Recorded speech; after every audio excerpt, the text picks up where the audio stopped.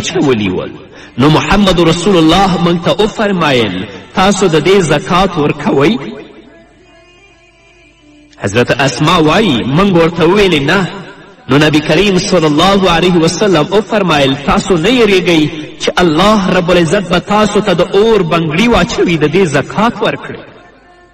که سره زر وي، که سپین زر وي، یا نقد مال وي چې هغه نصاب ته ورسیږي، د هغه زکات ورکول لازمي، واجب او فرض دي.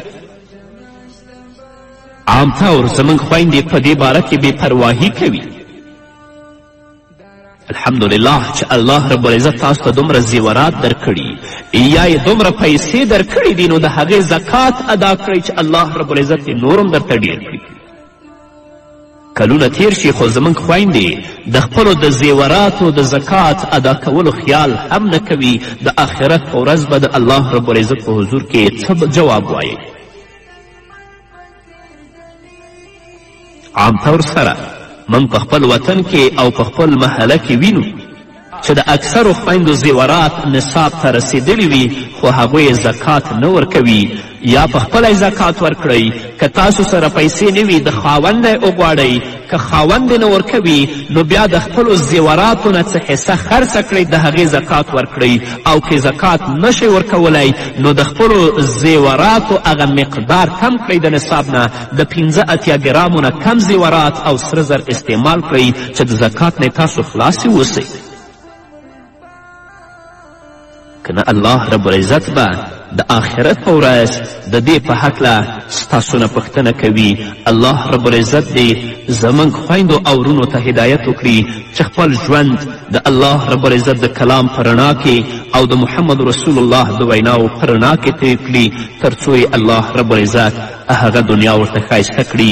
په همدې هیله درنو اوریدونکو دا وه زموږ د نن ورځې خپرونه چې ستاسو دران حضور ته وړاندې شوه. تر بلې خپرونې پورې چې زه بیا هم ستاسو دران حضور ته راځم، تاسو ټول په لوی او بخونکي الله سپارم. پاتې ژوند مو نیکمرغه، ښاد، بریالي.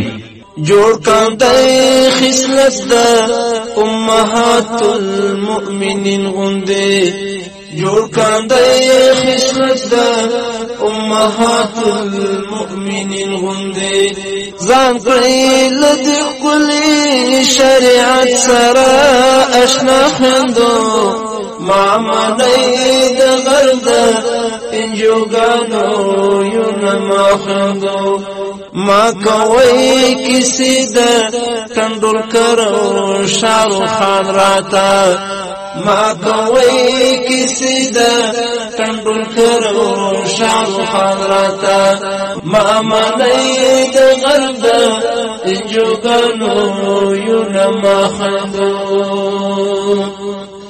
څومره چې فلمونه ډرامې او نایټ کلبونه دي، څومره چې فلمونه ډرامې او نایټ کلبونه دي، دا فکري وسله ده د یهود او نصارا خویندو، ما منئ د غرب د انجوګانو یونه ما خویندو.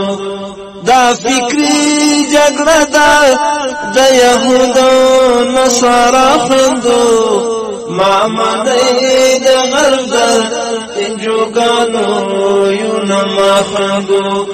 ښې عیسۍ په ستر په حجاب هم په حیا خویندو، ما منئ د غرب د انجوګانو یونه ما خویندو. وایا ما زهیب کا د شیطان لار مخفل کړه، وایا ما زهیب کا د شیطان لار مخفل کړه، دا بوی لدینو لکلتور سره جفا خویندو، ما منئ د غرب د انجوګانو یونه ما خویندو. دا بوی لدینو لکلتور سره جفا خویندو، ما منئ د غرب د انجوګانو یونه ما خویندو.